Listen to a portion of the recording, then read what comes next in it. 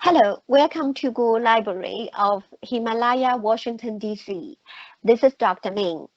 On 16th June, the Go Library published the first virtual art show of the original works of Maura, American artist. Now I invite her to tell us the stories behind this art exhibition. Hello, Maura. Ni hao, Dr. Ming. Nice to see you. Ni hao, Maura. Nice to see you too. And tell us how you became an artist and your experiences as an artist.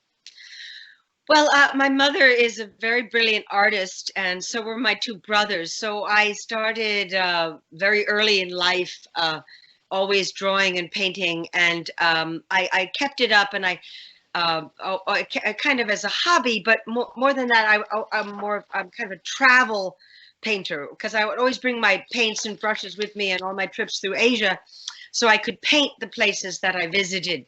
Because once you've painted something, you can never forget that day. I did a beautiful painting of the Potala Palace in Lhasa. It took me 8 hours, but I'll never forget that day, because when photographs move quickly, but when you sit in one place, that image is with you for life. And last year, when the Hong Kong protests exploded, I was glued to the internet and the TV. Every night I was watching what was going on in Hong Kong. And my friend Michael Yan was doing such brilliant reporting from Hong Kong. And I know you've interviewed Michael as well. Yes. And so I was feeling very frustrated that I wasn't in Asia. I wasn't there. I wasn't to do what Michael could do, was report from the ground.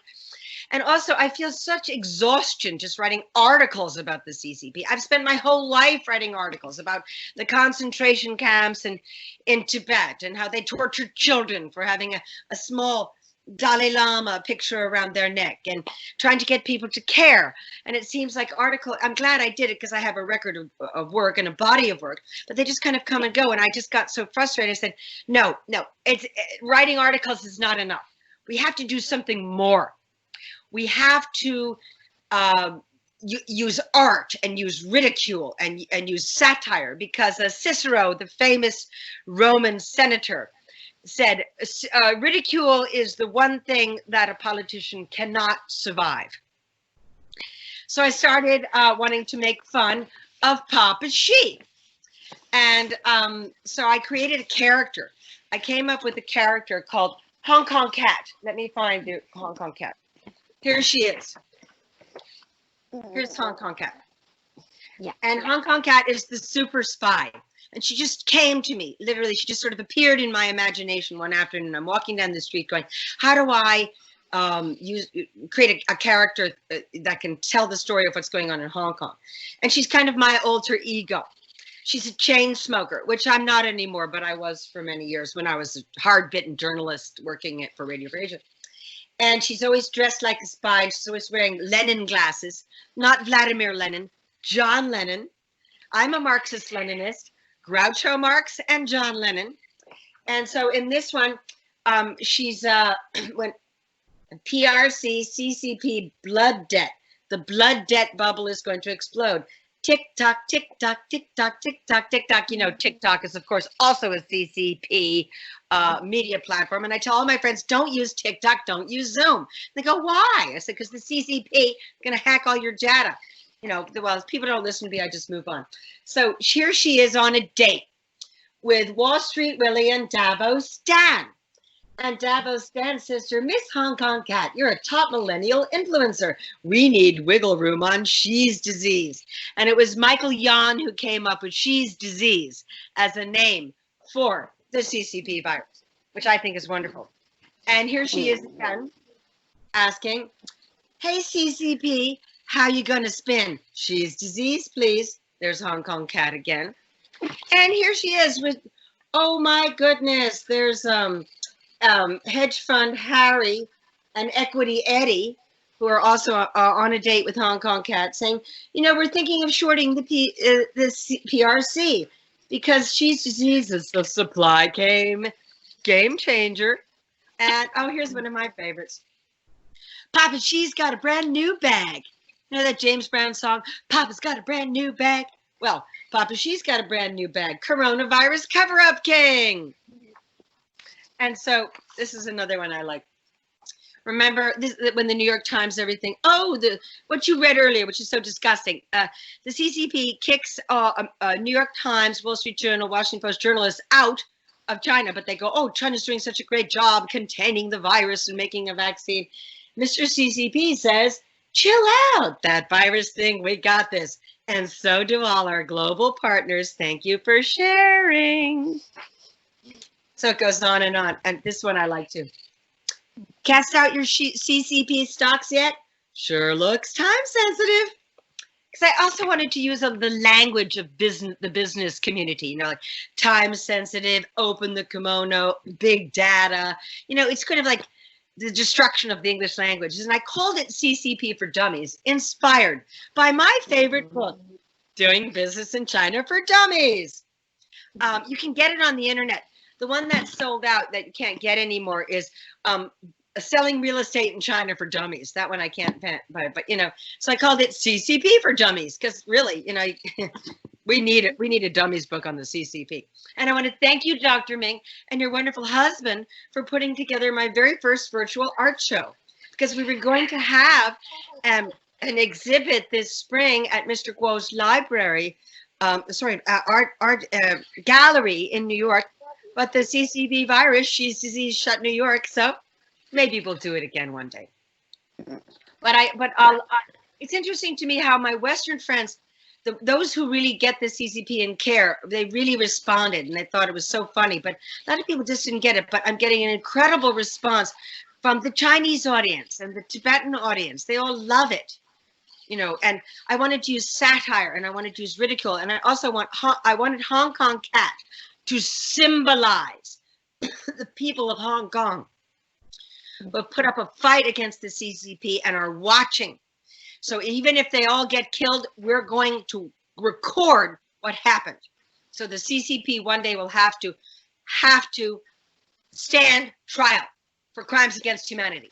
And Hong Kong Cat is the super spy who's keeping score. She's watching. Papa she's watching you. And your works show various styles, yeah? Some are cartoon drawings, some are like a watercolor, some are colorful, some are black and white, and some have words and stickers as a collage, and some involve historical and current events and figures. Please tell us how you choose various styles to express your ideas.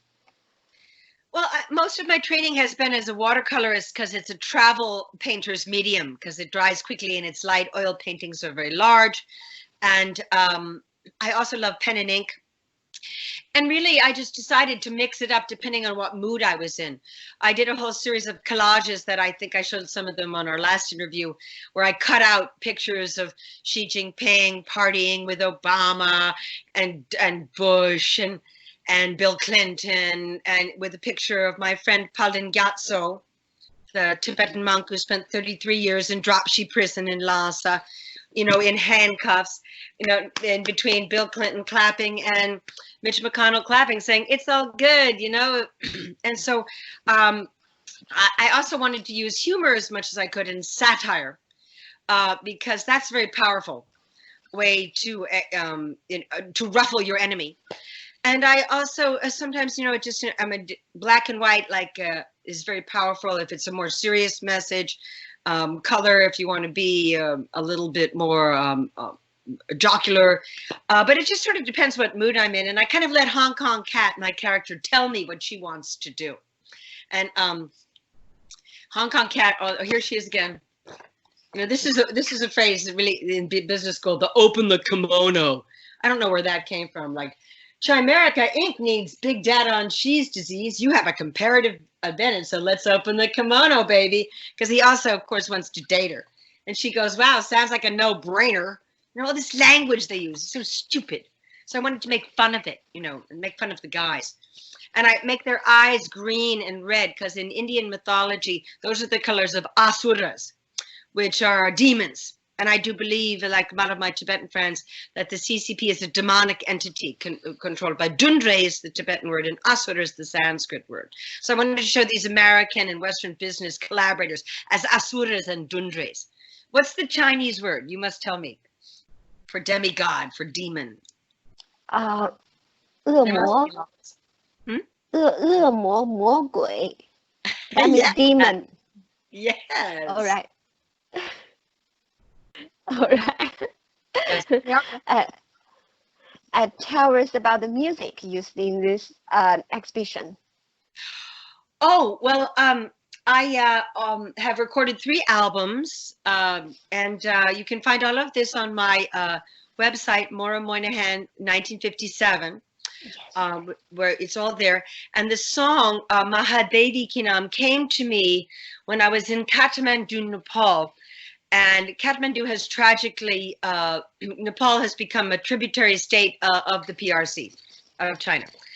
And they control the government. It's this terrible Maoist government, and the environment is a catastrophe. And the Chinese, that's also going to be part of the battleground that started now with this new conflict that the PRC has provoked with India in Ladakh, which is west of Nepal. That's part of the Himalayan belt, which China claims as their own sovereign territory because it's cultural zones, Tibetan cultural zones. So I wrote this song called Mahadevi Kinam, which means glory to the great mother, because we're in the Kali Yuga, according to the Vedic scriptures. We're in the Iron Age, which started 3,000 years ago. It's the age of degeneration, the age of strife. And in my Indian childhood, I remember everywhere I went, people said, in this Kali Yuga, the gods are asleep and only the mother goddess can hear our prayers. So I wrote this song, Mahadevi Kinam, asking to save the world from the CCP. So that accompanies the slideshow that you did such a great job on. Oh, thank you. There are portraits of you in Chinese and Indian national dresses. So tell us why you chose to wear Chinese and Indian dresses. Because they're so beautiful. And they make they special look good. Because everybody looks good. And look at this. I got this in Hong Kong. Isn't it fabulous? It's silk. It's so light. It's so elegant.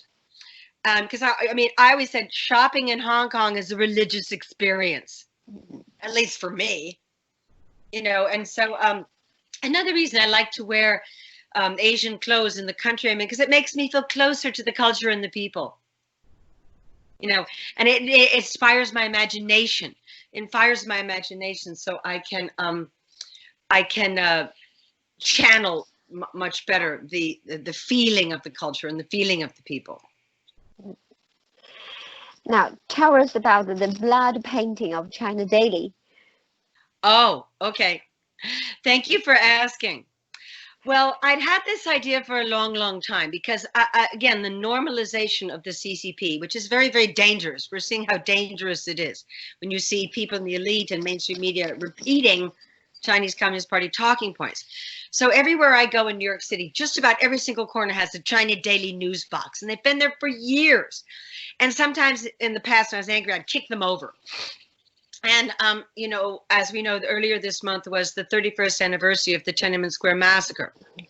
And so I just got really angry and I was really bored.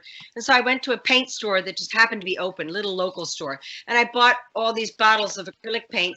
And I decided, I'm going to send you a message, boys. And so I poured blood paint on every single China Daily news box I could find. And I would put in the quarter and open them. And I would also put it on the newspaper. And then I would whip out my little phone. It is Apple, made in China with slave labor. And I photographed it. And then I put it up on all my social media sites. And I never got more likes in my life. I got almost 2,000 likes on Twitter for the first one that I did. And then what was really fun, and then, you know, it's also people I know in the elite were calling me and saying, Maura, you've got to be careful. This is private property. You're going to get arrested. This is so dangerous. And I said, oh, really?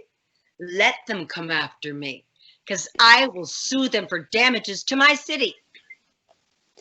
And I would also look around, see, you know, and I'd do it very quickly. And then I would walk by the next day and I could see they couldn't get the paint off. Ha ha. You had a good time. This is how I entertain myself. This is how I have fun. Yeah. Yes. Anything else you'd like to share with us about your artworks? Oh, well, Well, I'm going to do a whole new series now that is going to go into a much darker place as the CCP comes in for the kill in Hong Kong, which is not getting any coverage as this national security law has been passed. And you see little girls, little Chinese schoolgirls that look about 10, 12 years old with the officer's knee in their neck, and they're being arrested. And they're probably going to be deported to the mainland. God knows what's going to happen to them there. So I'm going to go into a new series that's going to be darker, where Hong Kong Cat is now angry. She's not going to be funny anymore. And Papa Xi, you better watch out, because you know what they say about karma. Pay now or pay later, but you have to pay. Thank you very much, Maura. It's such a fun to have interviews. Thank you.